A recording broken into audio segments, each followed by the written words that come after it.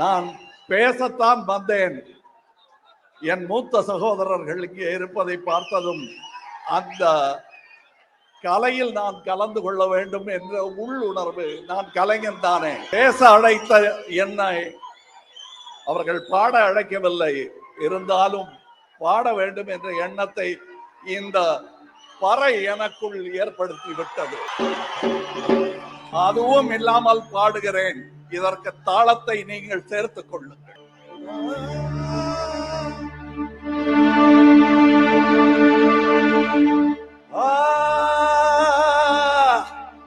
சங்கரனோ அயனோ எவரொருவரும் இல்லாத ஊர், பொன்மேத ஊர், நம்மத மொழியே பகலவனாய் பொழிவு விழும் ஊர், நம்மத மொழியே பகலவனாய் பொழிவு விழும் ஊர். யாமே சிவம் யாமே சிவம் என்றானபின் உருவாவதும் கருவாவதும் உயிர் போவதும் இனி இலையே இலையே இலையே. ஓ 24 நாடிகளை கூட்டுவது குண்டலனை யோகம் என்றே கொள்வோம். நல்லவராய் தினம் வாழுவதும் யோகம் என்றே சொல்வோம். உயிர் செய்யும் சாமி சாதிக்கொரு நீதி என செய்யும் என்று நீ நம்பலாமோ சோதரா? ஓ சோதரா,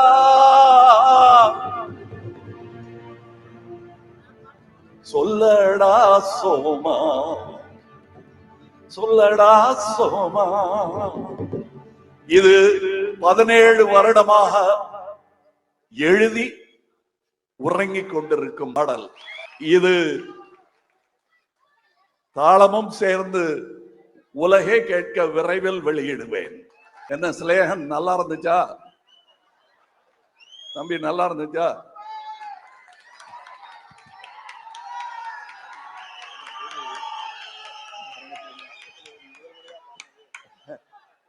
இது முதல் முறையா? இது அனைவருக்குமான பரிசு. இவருக்கு இப்பவே ஆரம்பிச்சிடுறேன், கொஞ்சம் இதை படிக்கணும், அதனால அந்த மேடையும் வேணும். பட் இவருக்கு பக்கத்துல வச்சுட்டு இத பெரிய எங்க வச்ச இது வைக்கணும், எனக்கு படிக்கணும். வேற ஒண்ணும் இல்லைங்க. இப்ப புறப்படும் போது என்ன பரிசு வாங்கலாம்? அவர் அன்போட வந்தாரு. அவர் அன்போட வந்த போது நான் சொன்னதை உங்களுக்கு எல்லாம் சொல்லிட்டாரு. எனக்கு இந்த பொன்னாடை எல்லாம் வேண்டாம், என்னை அரவணைத்துக் கொள்ளுங்கள். நான் அவரை அரவணைச்சு பார்த்தது முதுகுல என்ன இருக்குன்னு பார்க்க இல்ல, அவரு என்ன அப்படி பார்க்கல. அவருக்கு எத்தனை தழும்பு இருக்கு இங்கேங்கிறத பார்த்தேன், நிறைய இருக்கு. எனக்கும் தான். அவருக்கு நான் பரிசு இது கொடுத்தா போதும். புலிக்கு எதுக்கையா பொன்னாட? மேல பாருங்க, அதை தொட்டு பார்த்து உணர்ந்தாலே போதுமானது. இதை தொட்டு பார்த்துட்டேன். தம்பிக்கு பிறந்த நாள் வாழ்த்துக்கள். இடுப்பில் தூக்கி கொஞ்ச வேண்டிய தாய்மார்கள் அதை கொஞ்சி விட்டார்கள். இந்த நீல குழந்தைக்கு இன்று பிறந்த நாள் வாழ்த்துக்கள். எனக்கு பிடித்தமான ஒரு புறநானூற்று உவமை. புலி சேர்ந்து போகிய கல் அவளை போல ஈன்ற வயிறோ இதுவே அப்படின்னு சொல்றான்.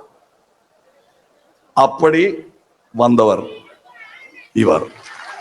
அதனால்தான் சொன்ன, இவருக்கு எதுக்கு பொன்னாடை?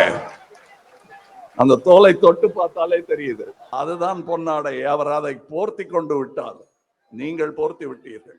நீங்கள் அனைவருமே அதை போர்த்தி இருக்கிறீர்கள், மறந்து விட வேண்டாம்.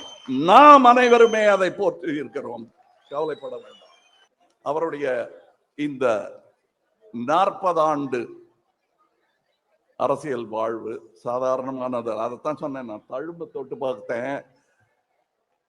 யார் என்ன வண்ணங்கிறதெல்லாம் முக்கியமே கிடையாதுங்க. பெரும்பான்மையை மதிக்க வேண்டும் என்ற எண்ணம் இல்லாதவர்களை சாட வேண்டியது நம் கடமை.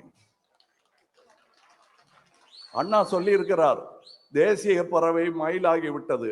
பாப்புலேஷன் கணக்கெடுத்தால் காக்கை தான் தேசிய பறவை. இதுதான் கலர், இதுதான் கலர். இதுல கூட பல வண்ணங்கள் சேர்த்துக்குங்க, ஆனா எல்லா கலரும் இதுக்குள்ள இருக்கு. யாராவது சயின்டிஸ்ட் கிட்ட கேட்டு பாருங்க, சொல்லுவாங்க. இவர் ஃபாரன்சிக் எக்ஸ்பர்ட், அவர் சொல்லுவார். கலைஞர் மூதறிஞர் அவர்கள் இவரை ஜெனரல் அப்படின்னு கூப்பிட்டாரு. எந்த விதமான ஜெனரல்? அவர் அம்பேத்கர் எனும் படையின் general. Caste is not a division of labor, it is a division of laborers. நீ அதான் நானும் அதான், ஏன்டா சும்மா போராடிக்கிட்டு என்று சொல்ற வார்த்தை அது. ஆங்கிலத்தில் சொன்னதுனால காரம் தெரியவில்லை. சாதி பிரிவினைகள் தான் இந்தியாவின் பலவீனம். சாதிய தடைகள் நீக்கப்பட்டால், நீக்கப்பட்ட பின்புதான், பட்டால் இல்ல, அதற்கு பிறகுதான் நாம் ஒரே தேசமாக ஒரே மக்களாக இணைய முடியும். கற்பி, ஒன்று சேர், புரட்சி செய். காப்பிரைட் கிடையாது, யார் வேணா சொல்லுங்க, ஆனா அந்த பேர் ஞாபகம் வந்துகிட்டே இருக்கும். ஒடுக்கப்பட்ட மக்களை அரசியல் மயப்படுத்துவது என்பது எளிதான காரியமே அல்ல. அப்படி அரசியல் மயப்படுத்துவர்கள் எல்லாருமே ஆச்சரியத்துக்குரியவர்கள், அற்புதமான மனிதர்கள். அடிக்கடி வரமாட்டார்கள், பயன்படுத்திக் கொள்ளுங்கள். ரொம்ப ஈஸி. இதே பறை இந்த பாடல் இல்லாமல் போர்க்குரலாக ஒலித்தால் இங்கிருந்து வெளியே போகும்போதே ரத்தம் சிந்த வைக்க முடியும். ஆனால் அவர் எப்பவுமே நான் பார்த்திருக்கேன், இதோ வாய்ப்பு, அரசியலில் உங்கள் கதையை சொல்லணும், எங்களை வாங்க, இது ஆதாயம், இது அரசியல், இது அரசியல், இது ஆதாயம், எது வேணும்னு கேட்டா அவர் அரசியலை தான் தேர்ந்தெடுக்கிறார். இதுல உங்களுக்கு நிறைய கஷ்டம், அடி விழும்.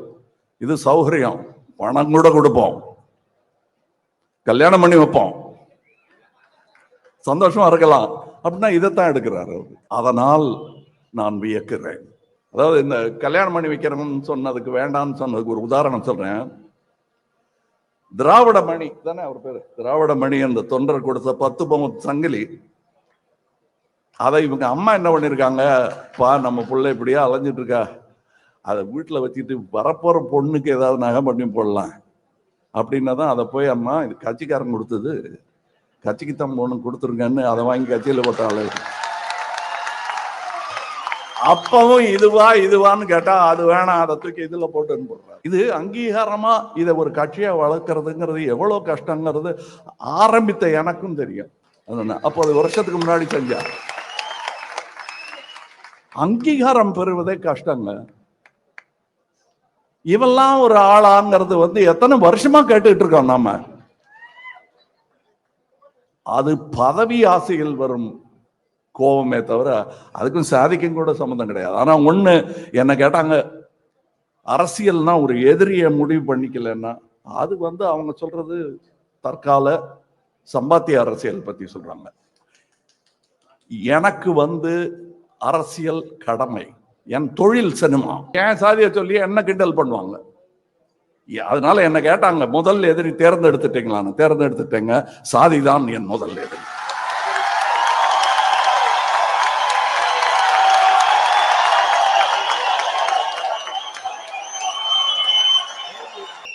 இனி உக்காரணும் இல்ல நடக்கணும், முட்டிக்கு வேற வேலை கொடுக்க கூடாது. புரியுதுங்களா? அது தரையில படுறதுக்காக வச்ச இடம் இல்ல, இதுதான் உள்ளங்கால் தான் தரையில படுறதுக்காக வச்ச இடம்.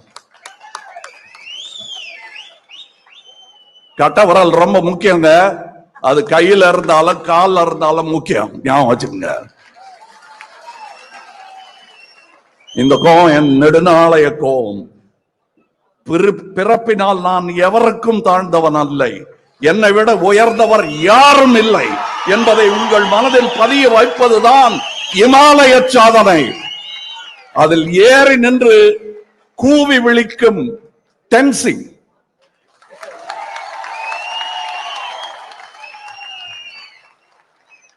அங்க பறக்கட்டும் பாரத மாதாவின் கொடி. சமுதாயத்தின் முன்னேற்றத்தை, பெண்களின் முன்னேற்றத்தை வைத்துத்தான் அளவிட முடியும். அம்பேத்கர் சொல்லி இருக்கிறாரு. எல்லா கட்சியும் என் கட்சின்னு நினைச்சிட்டா அதுதான் இந்தியா. நான் போய் அமர்ந்திருக்கும் சபை பாவங்க ராஜ்யசபை. ராஜ்யசபா பேர் என்ன தெரியுமா? அது பேரே அப்பர் ஹவுஸ். அது இங்கிலீஷ்ல சொன்னா ஹவுஸ் ஆஃப் எல்டர்ஸ், மூத்தோர் வட்டம். அது காயினுக்கு ரெண்டு பக்கம், ஒரு பக்கம் அவரு, ஒரு பக்கம் நீங்க. புரியுதுங்கிறாங்க. ஐயோ எந்த காயின் பாக்குற? செலவார காயினா? திடீர்னு ஒரு நாளைக்கு இது செல்லாதுன்றா எல்லாரும் கியூல நிக்கிறீங்கல்ல, அந்த காயின் இல்ல இது. இந்த காயின் வட்டமா தான் இருக்கும்.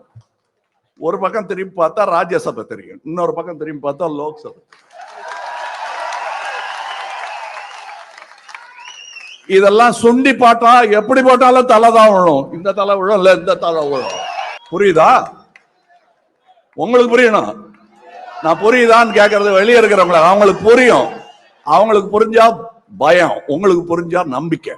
அதுக்கு தமிழ்நாடு தான் உதாரணம். அந்த நம்பிக்கை வந்துருச்சு, இன்னும் பலமா வரணும். இரட்டை இலக்க பொருளாதாரம் அதிர்ச்சியா இருக்கு அவங்களுக்கு எல்லாம். சகோதரர் ஸ்டாலின் கலைஞர் உரிமை தொகை அப்படின்னு ஒண்ணு கொடுக்கிறாரு இல்லையா? அது அடியே நடுங்குது. இங்கதான் ஆரம்பிச்சது. இப்ப எல்லாரும் பண்றாங்க. அது இவர் உருவெடுத்த பிறகுதான் ஒடுக்கப்பட்ட உழைக்கும் மக்களுக்கு உண்மையான விடுதலை கிடைப்பதாக நாம் நினைக்கிறோம்னா ரொம்ப சுருங்கிடும். நாம் நினைக்கிறோம். அத நான் சிதம்பரம் தொகுதியில இவருக்காக பிரச்சாரம் போன போது நான் உணர்ந்தேன். யூனிஃபார்ம் போட்டுக்கிட்டு நின்ன போலீஸ்காரன் கண்ணுல தண்ணி வருதுங்க. நானே இவருக்கு மூத்தவர். எங்க ரெண்டு பேரையும் மூத்த ஒரு அம்மா கையை கொப்பிட்டு இவரை பாக்குறாங்க. அவங்க கண்ணிலையும் கண்ணீர். அத கண்ணீரை பார்த்து உணர்ச்சி எல்லாம் படல. அந்த உணர்ச்சி வசப்படுறது இல்ல, உணர்ச்சியை புரிந்து கொண்டேன். அந்த பானை தூக்கி பிடிச்சேன். அதில் பொங்கல் நடத்த வேண்டும், பொங்கல் நடத்த வேண்டும், பகிர்ந்து உண்ண வேண்டும். எல்லா வகையான அடக்குமுறைக்கும் ஒடுக்குமுறைக்கும் எதிர்த்து போராடுபவன் போராளி இல்ல, டெமோக்ராட்டிக் ஃபைட்டர். போர்னா அது அசிங்கமா இருக்கு. அதனாலதான் நாங்க திட்டுறதை குறைச்சிக்கிட்டோம். கோபம் இருக்குங்கிறது தெரியணும், இல்லைன்னா இழிச்சமா என்ன நினைச்சிருவாங்க. மேல உட்கார என்ன சாதி பண்ணின்னு கேட்கறதுக்கு எனக்கு அருகதையே கிடையாது. நான் தோல் தூக்க வந்துட்டேன், இந்த பல்லக்க தூக்க வந்துட்டேன். இந்த பல்லக்கின் பேர் இந்தியா. ஒண்ணு சொல்றேன், அதுக்கு 4 பிடி தான் இருக்குன்னு நம்பிட்டு இருக்காதீங்க. 22 பிடி இருக்கு. ஒவ்வொரு மொழியும் தோல் கொடுக்கும். இதுக்கு சொல்றேன். அதனாலதான் சொன்னேன், இந்த திராவிடம்ங்கிறது என்னங்க, எல்லாரும் சேர்ந்ததுதான். எல்லாரையும் சேர்த்துக்கிற பெருந்தன்மைக்கு பேர் தான் திராவிடம். அது நாடு தழுவியது. போய் பாருங்க, அங்க இருந்து சிந்து நதி முதல் வைகை நதி வரை அது பரவி இருக்கிறது. அது மேலடி என்றால் அது கீழடி. நான் நோட்ஸ் எடுத்தேன். அதுக்கப்புறம் அதெல்லாம் எனக்கு உணர்வோட பேசுவதுதான், உண்மையாக பேசுவதுதான் முக்கியம். அப்புறம் என்ன, நீங்க உண்மை பேசுறீங்க, ஜெயிக்கலையே என்ன பண்றீங்க? சத்தியமே விஜயத்தை எல்லாம் என்ன ஆச்சுன்னு கேட்டாங்க. உண்மை மாதிரி இருந்த பொய் கூட ஜெயிக்கணும்னா சத்தியத்தை கொஞ்சம் தொட்டுக்கணும். ஊருகா மாதிரியாவது சத்தியம் ஜெயிச்சுக்கிட்டே இருக்கும். உனக்கு அது தெரியல, எங்களுக்கு தெரியுது. அதை புரிஞ்சுக்கிட்டா போதும். இந்த போர் பறை உலகம் எல்லாம் கேட்கும். புரிஞ்சுக்குங்க. என்ன மாதிரி கோடி பேர் இருக்காங்க உங்களுக்கு தோல் கொடுக்க. அவனையும் சேர்த்துக்குங்க, நீங்களும் வாங்க. அதான் சொல்றாங்கல்ல மலஹாசன். ஏய், மலத்தை பத்தி எங்கிட்ட பேசாத, எங்க மூதாத தாத்தா காந்தி கிட்ட கேளு மலம்னா என்னன்னு சொல்லுவாரு, அள்ளுவார். அன்னைக்கு கல்கட்டாவில் 1908 நடந்த போது காங்கிரஸ்காரங்க சாப்பிட்டுட்டு அங்க போய் செய்ய வேண்டியது செஞ்சுட்டு வந்தாங்க. காந்தியார் தான் போய் அதை கிளீன் பண்ணிட்டு தான் பிரேக்ஃபாஸ்ட் சாப்பிடுவாரு, காலை உண்டி. அதுக்கப்புறம் என்கிட்ட மலஹாசன் சொன்னேன்னா சந்தோஷம், சபாஷ், நான் தான் அது. அங்க தாத்தா அதை அள்ளுவாரு, நானும் சேர்ந்து அள்ளுவேன். ஆனா உனக்காக அள்ள மாட்டேன், எனக்காக அள்ளுவேன். இந்த ஒரு மேடல் தான் ஆச்சரியமா பார்த்தேன். நான் கலைஞன் இல்லையா, வழக்கமா நாங்க மட்டும் ஆடிக்கிட்டு இருப்போம், இங்க இருக்கிறவங்க எல்லாம் உட்காந்து பார்த்துக்கிட்டு இருப்பாங்க. நீங்க நான் உட்காந்து பார்த்துட்டு இருந்தேன், அங்க இருந்தவங்க எல்லாம் ஆடிக்கிட்டாங்க. அதனாலதான் கூத்தன் நான் உங்களை கூத்தர்களே என்று வணங்கினேன். இதுக்கு மேல என்ன சொல்றது? கட்டி பிடிச்சாச்சு, அவருக்கு நம்பிக்கை கொடுத்தாச்சு. பறை பின்னாடி இருக்கு, படை இங்க இருக்கு. வெல்க வாழிய செந்தமிழ், வாழ்க நற்றமிழர், வாழிய இந்திய மணித்திருநாடு. வணக்கம்.